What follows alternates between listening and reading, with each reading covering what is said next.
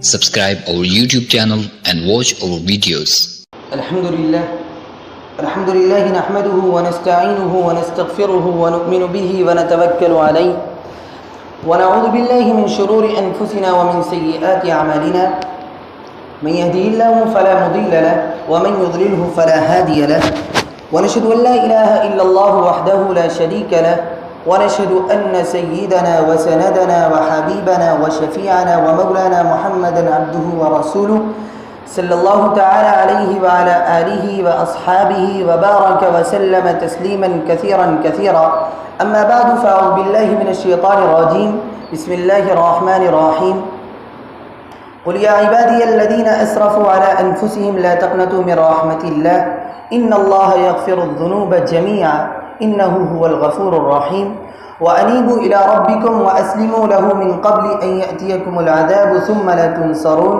آمنت بالله صدق الله مولانا العظيم وصدق رسوله النبي الكريم ونحن على ذلك من الشاهدين والشاكرين والحمد لله رب العالمين. میرے محترم بزرگوں اور دوستوں اور میرے غیور نوجوانوں، میں نے آپ حضرات کے سامنے خطبے میں ایک آیت تلاوت کی. اس آیت میں اللہ تبارک و تعالی ارشاد فرماتے ہیں، اے نبی کہہ دو، اے میرے بندو، جنہوں نے اپنی جانوں پر زیادتی کی، جنہوں نے اپنی جانوں پر ظلم کیا، اللہ کی رحمت سے مایوس نہ ہو جاؤ. یقیناً اللہ سارے گناہوں کو معاف کر دیتا ہے، وہ تو غفور الرحیم ہے.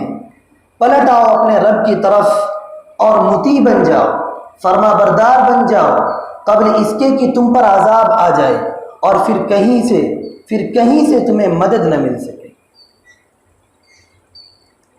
ہر قسم کے گنہگاروں، خطاکاروں اور مجرموں کے لیے اللہ تعالیٰ کی طرف سے رحمت و خوشخبری کا اعلان ان آیات میں کیا گیا ہے. کوئی گناہ ایسا نہیں ہے جس کی توبہ نہ ہو، اور کوئی جرم ایسا نہیں ہے جس کی معافی نہ ہو. شرط صرف صدق دل کے ساتھ، سچے دل کے ساتھ توبہ اور استغفار کی ہے. ایک شخص زندگی بھر کفر و شرک میں مبتلا رہتا ہے، دن رات اللہ کی نافرمانی اور بغاوت میں گزارتا ہے. زندگی کے آخر میں اسے کفر و شرک سے توبہ کی توفیق ہوتی ہے اور وہ کفر سے توبہ کر کے دائرہ اسلام میں آ جاتا ہے، اسلام کے اندر داخل ہو جاتا ہے. اللہ تعالیٰ اس کے سارے گناہوں کو معاف فرما دیتا ہے. اللہ تعالیٰ اس کے سارے گناہوں کو معاف کر کے اپنے دامن رحمت میں اسے پناہ دے دیتا ہے. اسی طرح میرے عزیزوں، کسی مسلمان سے بھی گناہ سرزد ہو جاتا ہے، خواہ وہ گناہ کتنا ہی بڑا کیوں نہ ہو. اگر وہ صدق دل سے توبہ کرتا ہے، سچے دل سے توبہ کرتا ہے، تو اللہ تعالیٰ اس کے گناہ کو معاف کر دیتا ہے. گناہ کی کوئی قسم ایسی نہیں ہے جس سے بندہ توبہ کرے اور اللہ کے یہاں اس کی معافی نہ ہو. اللہ کی مغفرت کا سمندر، اللہ کی رحمت کا سمندر انسانوں کے گناہوں سے بہت زیادہ وسیع ہے.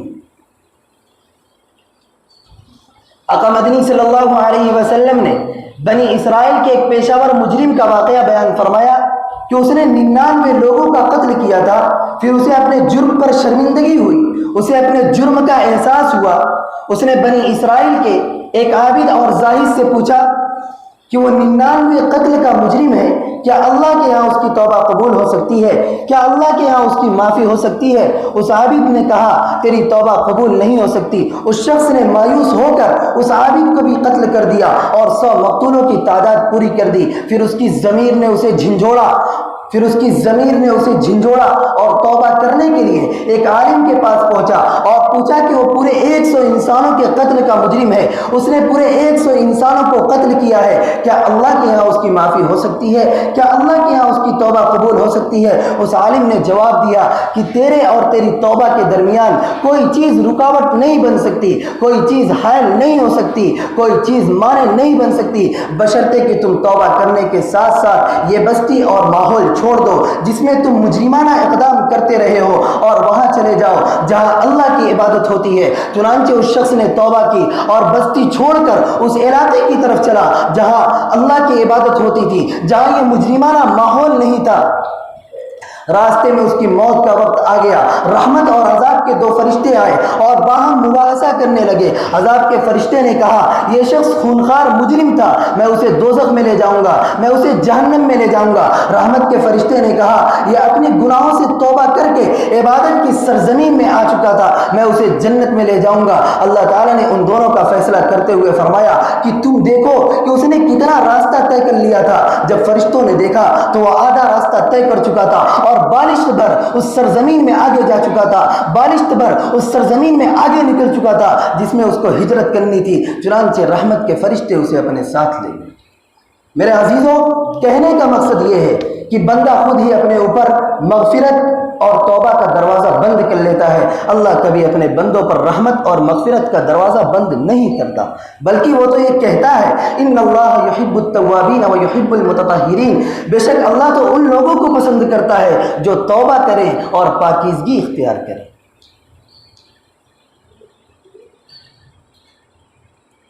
میرے عزیزوں، اللہ تعالیٰ بندوں کو دعوت دیتا ہے کہ وہ خطا کرے تو توبہ کرے۔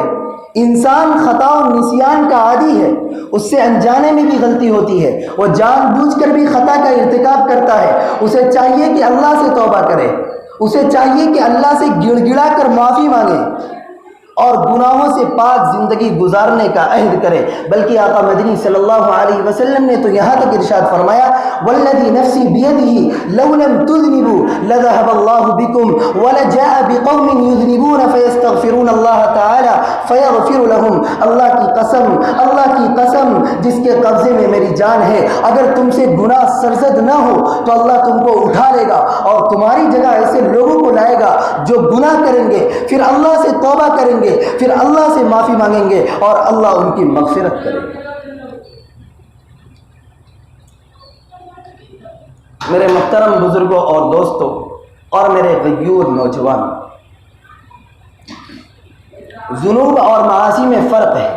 ذنوب چھوٹے گناہ کو کہا جاتا ہے اور معاصی دیدہ و دانستہ نافرمانی یعنی بڑے گناہ کو کہا جاتا ہے۔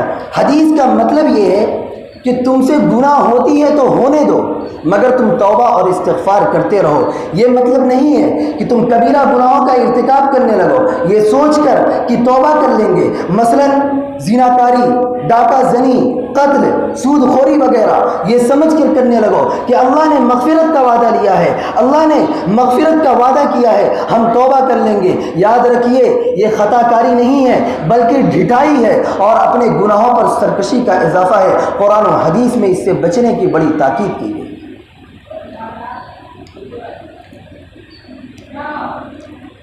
توبہ کی قبولیت کے لیے چند بنیادی باتوں کا ذہن میں رکھنا ضروری ہے۔ اول یہ کہ انسان کو اپنے گناہ پر ندامت اور شرمندگی ہو، وہ اپنے گناہ پر اصرار نہ کرے، اپنے گناہ کا تصور کر کے احساس جرم اس کو ستائے۔ جب تک انسان کو اپنے گناہ پر ندامت اور شرمندگی نہیں ہوگی اس وقت تک اس کی توبہ قبول نہیں ہوگی۔ اللہ تبارک و تعالیٰ نے قرآن کریم میں متقیوں کی صفات کے بارے میں کہا ہے والذین اذا فعلوا فاحشة او ظلموا انفسهم ذکروا اللہ فاستغفروا لذنوبهم ومن یغفر الذنوب الا اللہ ولم یصروا على ما فعلوا وهم يعلمون۔ اور ان کا حال یہ ہے کہ اگر ان سے کوئی فحش کام سرزد ہو جاتا ہے یا وہ کسی گناہ کا ارتکاب کر کے اپنے اوپر ظلم کر بیٹھتے ہیں تو فوراً ان کو اللہ کی یاد آتی ہے اور فوراً وہ اپنے گناہوں پر معافی چاہنے لگتے ہیں، فوراً اپنے قصوروں کی معافی چاہنے لگتے ہیں اور وہ جان بوجھ کر اپنے کیے پر اصرار نہیں کرتے۔ میرے محترم بزرگوں اور دوستوں اور میرے غیور نوجوانوں، دوسرے یہ کہ توبہ اسی گناہ کی قبول ہوتی ہے جو اللہ کی شان میں کی گئی ہو، جس میں کسی انسان کا حق مارا نہ گیا ہو۔ اگر کسی انسان کا حق مارا گیا ہے تو توبہ کرنے کی شرط یہ ہے کہ پہلے اس سے معافی مانگی جائے، اس کا حق ادا کیا جائے۔ مثلا کسی کی چوری کی ہے، ڈاکہ ڈالا ہے تو پہلے چوری اور لوٹ کا مال اس کے مالک کو لوٹایا جائے، یا کسی کو قتل کیا ہے تو پہلے اس کے وارث کو دیت یا قصاص ادا کرے، یا وارث اسے معاف کر دے۔ کسی کی زمین پر ناجائز قبضہ جمایا ہے، کسی کی جائیداد پر ناجائز قبضہ جمایا ہے، تو پہلے اس کے مالک کو لوٹائے، تبھی توبہ قبول ہو سکتی ہے۔ آقا مدنی صلی اللہ علیہ وسلم نے فرمایا اللہ کے یہاں دیوان تین طرح کے ہوں گے۔ ایک دیوان حقوق العباد کا ہوگا، جب تک بندہ معاف نہیں کرے گا اللہ بھی معاف نہیں کرے گا۔ میرے محترم بزرگوں اور دوستوں اور میرے غیور نوجوان، تیسرے ہیں کہ توبہ صدق دل سے کی جائے، سچے دل سے کی جائے، دل میں اپنے کیے ہوئے گناہ سے نفرت ہو اور پختہ ارادہ ہو کہ آئندہ اس گناہ کا ارتکاب نہیں کریں گے۔ اسی کو قرآن نے توبۃ نصوحا کہا ہے، یا ایھا الذین آمنوا توبوا الی اللہ توبۃ نصوحا عسى ربکم ان یکفر عنکم سیئاتکم ویدخلکم جنات تجری من تحتها الانہار۔ اے لوگوں جو ایمان لائے اللہ سے توبہ کرو، خالص توبہ، بعید نہیں کہ اللہ تمہاری برائیوں کو دور کر دے اور تمہیں ایسی جنت میں داخل فرما دے جن کے نیچے نہریں بہہ رہی ہوں۔ چوتھے یہ کہ انسان توبہ کرنے کے ساتھ ساتھ، اپنے گناہ سے توبہ کرنے کے ساتھ ساتھ اپنی اصلاح کرنے کی کوشش کرے، یعنی اپنے عمل سے یہ ثابت کرے، اپنے عمل سے یہ ظاہر کرے کہ اس نے واقعی گناہ سے توبہ کی ہے۔ اب وہ توبہ کے تقاضے پورے کر رہا ہے۔ مثلا جس گناہ میں وہ مبتلا ہوا تھا، جس گناہ میں وہ ملوث ہوا تھا، اس گناہ کے قریب جانے سے بھی گریز کر رہا ہے، اس گناہ کے قریب جانے سے بھی اپنے آپ کو بچا رہا ہے۔ میرے محترم بزرگوں اور دوستوں اور میرے غیور نوجوانوں، اللہ تبارک و تعالیٰ نے قرآن مجید میں ارشاد فرمایا، من عمل منکم سوءا بجہالۃ ثم تاب من بعدہ واصلح فانہ غفور رحیم۔ اگر تم میں سے کسی سے نادانی سے کسی برائی کا ارتکاب ہو جائے، نادانی سے کسی برائی کا ارتکاب کر بیٹھو،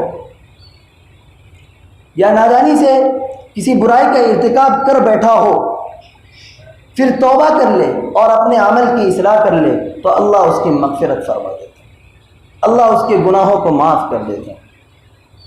سورۃ الفرقان میں چند بڑے بڑے گناہوں کا تذکرہ کرنے کے بعد اور اس کی سزا کا تذکرہ کرنے کے بعد اللہ تبارک و تعالیٰ نے ارشاد فرمایا، الا من تاب وآمن وعمل عملا صالحا فاولئک یبدل اللہ سیئاتہم حسنات۔ الا یہ کہ توبہ کر چکا ہو اور ایمان لا کر عمل صالح کرنے لگا ہو، ایسے لوگوں کی برائیوں کو اللہ نیکیوں میں بدل دے گا، ایسے لوگوں کی سیئات کو اللہ حسنات سے مبدل فرما دے گا۔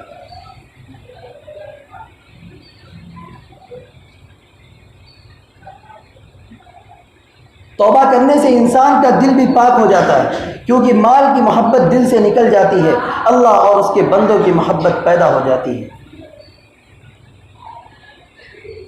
میرے محترم بزرگوں اور دوستوں، گناہوں سے توبہ کرنے کے بعد عمل صالح کرنا ایک پاکیزہ زندگی گزارنے کا اعلان و اظہار ہے، اور اس طرح توبہ کرنے والا ایسا ہے جیسے کہ اس نے کبھی گناہ کیا ہی نہ ہو۔ امجد حیدرآبادی نے کہا تھا، جب اپنی خطاؤں پر میں شرماتا ہوں، جب اپنی خطاؤں پر میں شرماتا ہوں، ایک خاص سرور قلب میں پاتا ہوں، توبہ کرتا ہوں جب گناہ سے امجد پہلے سے زیادہ پاک ہو جاتا ہوں۔ میرے عزیزوں، توبہ کرنے سے انسان پاک بھی ہوتا ہے اور اللہ اس کے رزق میں اضافہ بھی کر دیتا ہے۔ آقا مدنی صلی اللہ علیہ وسلم نے ارشاد فرمایا، من لزم الاستغفار جعل اللہ له من كل ضيق مخرجا ومن كل هم فرجا ورزقه من حيث لا يحتسب۔ جس نے استغفار کا التزام کیا، جس نے استغفار کو لازم پکڑا، اللہ اس کے لیے ہر تنگی سے نکلنے کا راستہ نکالے گا اور ہر نجات سے، ہر تکلیف سے اس کو نجات دے گا، اور اس طرح اس کو روزی دے گا کہ اس کو گمان بھی نہیں ہوگا، اس کو اندازہ بھی نہیں ہوگا۔ اللہ ہم سب کو اپنے گناہوں پر توبہ کرنے کی توفیق عطا فرمائے، عنایت فرمائے، اور عمل صالح کرنے کی اور پاکیزہ زندگی گزارنے کی توفیق عنایت فرمائے۔ آمین یا رب العالمین۔ وما علینا الا البلاغ المبین۔